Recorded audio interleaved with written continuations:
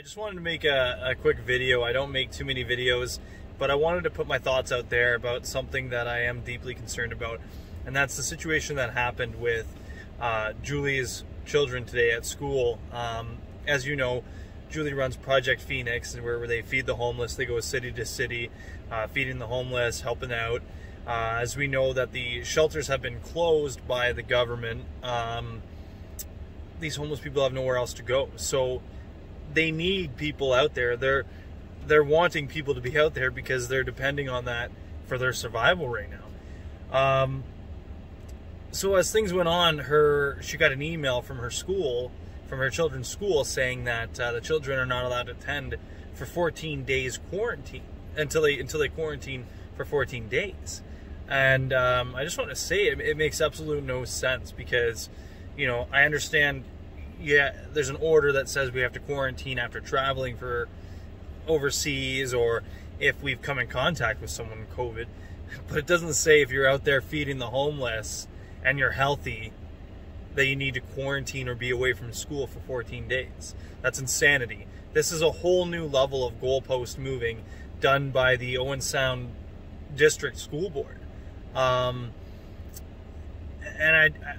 I want to express how I feel about it, because at the end of the day, the reason in the summertime I started a YouTube channel called On the Level Cast, and the biggest thing that pushed me to make this channel was that about the children, about the education system, about the things they're introducing to the children that are detrimental to them and detrimental to the family unit itself.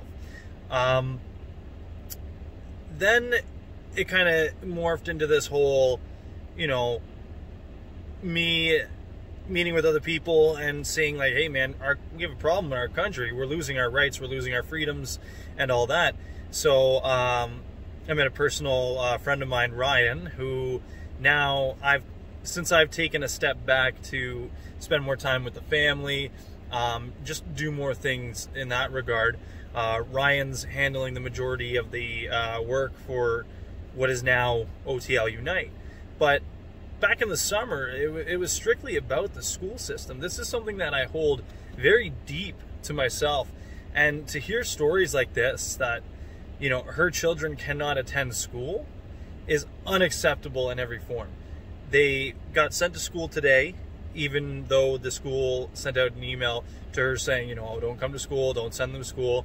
And they did. They went to school. And now she has an onslaught of parents that are supposed to be grown adults teaching their kids lessons, harassing, threatening to dox her, threatening to, I believe some personal information about where she lives was potentially given out. Like, these are adults. And we wonder why we're in such a messed up situation in this country. It's because of adults like that. It's because those adults are acting like children, because they've never been taught the life lessons they need to garner respect towards each other, to actually think, to logically think. Feeding the homeless comes at no more risk than any of those parents who are shopping in Costco, shopping in Walmart, or doing any of those things. Okay? She doesn't even, in one session of her feeding the homeless, she does not even see a tenth of the people you come in contact with in Costco. Okay? And, you know, you can use the excuse that, you know, we wear masks in Costco and sanitize, but you're still touching the same products. You're touching the same produce, for crying out loud. That apple that you're going to pick up has been touched 30 times by other people. So don't give me that there's more of a risk for people to feed the homeless or to go, you know, out to a car protest or any of that stuff, because it's not justifiable in any logical sense. So, as you can tell, I'm very fired up about this, because honestly, this is about our children. What's stopping the school system from saying someone who's going to church or going out to any other aspect except for what the government wants you to do, and saying, well, now your child can't go to school. We pay for these schools. And if they don't want to have our kids, they want to move the goalposts like this, and they don't want to have our kids in school, then that's fine. Then the people should unanimously decide, and this isn't my idea, this is just an idea that everybody should have. All right, we won't pay your taxes anymore. And I'm not saying I'm going to do that, but I'm just saying, like, collectively, people, you know, we need to start thinking that, like, if my tax dollars are going to you and you're telling me my kid can't attend school, well, then what am I paying for? If my tax dollars are going to police that are interrupting church services in violation of Section 176, well, then what are my dollars going to? I might as well just keep that money, because I don't support any of those decisions. None. So people, get your act together. Parents that are harassing her for this, and groups that are posting about it, thinking that her kids should be expelled, you have no right to say it, and you're cowards sitting behind your keyboard, and you're cowards doing this, and you're harassing children, and you're discriminating. So stop. This is no different than back in the 50s when you would tell someone because of the color of their skin they couldn't shop somewhere, where to sit on the bus. This is the exact same thing. You're saying because you feed homeless that you can't go to school? That's the same difference. Vandalizing a church. What happened before Nazi Germany? They vandalized the Jewish businesses. They targeted the Jewish communities and they vandalized them. That's one of the biggest proponents of the lead up to the hostility towards the Jewish community. So come on, people, wake up. You're playing right into the hands of the same old trick that's happened over and over and over again. And quite frankly, it's getting disgusting. And the parents that are going along with this, take a hard look at yourself in the mirror and go do something important with your life. Obviously, you don't have businesses, because you'd be out there protesting too. If any of you owned your own business that was closed, you'd be out there protesting. And if you're not, then you just don't see what's happening yet, because your business will be gone. If any of you, the majority of these people that are complaining about these individuals who are protesting or feeding the homeless or opening their church are the same people that can work from home. So collectively, unless these same people are going to pay for the bills of others who have lost their businesses, lost families due to suicides and mental illnesses, if they're going to pay for all these things, then you know what?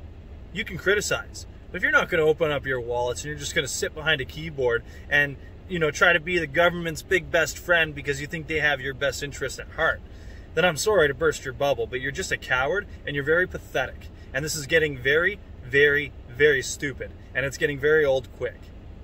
These are children. Leave the children alone. So, those are my thoughts. I mean, honestly, like I said, when I had a YouTube channel and it was just strictly run by me, it was in regards to wanting to improve the lives of our children in the school system, because the school system has been bullying parents and intimidating parents for the last 40 years, 50 years. You know, you opt your kid out of certain classes because they're teaching these lessons that are antithetical to your beliefs or antithetical to your scientific beliefs or any of that. And you get shamed and criticized into, oh, why are you pulling your kid over that? Why are you doing that? You know, you don't want your kids to get the medical vaccines. Some people don't do that. You know, and then you shame these parents. It's like, well, if your kid's vaccinated, there should be no issue here. So the problem is that this entire system we have is built upon belittling and shaming and bullying each other. And they're thriving off the division. And honestly, if you're sitting there saying, you know, oh, feeding the homeless is bad, but you're shopping at Costco, but yet you're still criticizing, you're part of that division, and you are part of that problem.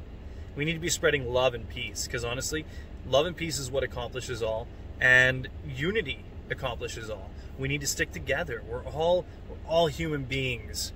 Black, white, gay, straight, everything across the board. We're all human beings. We have different beliefs. We have different backgrounds. We have different cultures. If we really work together, we can accomplish amazing things. But if you take logic out of it and you're just doing this out of fear or emotion, you're never going to get anywhere. Honestly, it's time to wake up. It's time to realize you're being played. You're being played by all of this. And why? You don't want that. You know, it's some of our businesses today, but it's yours tomorrow. You know, you could speak freely right now, but until it's something that they disagree with, then you're gonna have nothing to say, and then there'll be no one standing up for you, and it's all over at that point. So please, I implore you people, just wake up a little bit. just take a take a step back and think for a second. Is this really about maintaining a virus? I encourage people say, you know, follow the science, but many people actually forego the science. I want you to just look at the science for 1 second. Take a step back. Look at the total deaths for Canada, total deaths for Italy, US, all the countries in the world. Compare them from 2019, 2018 to 2020.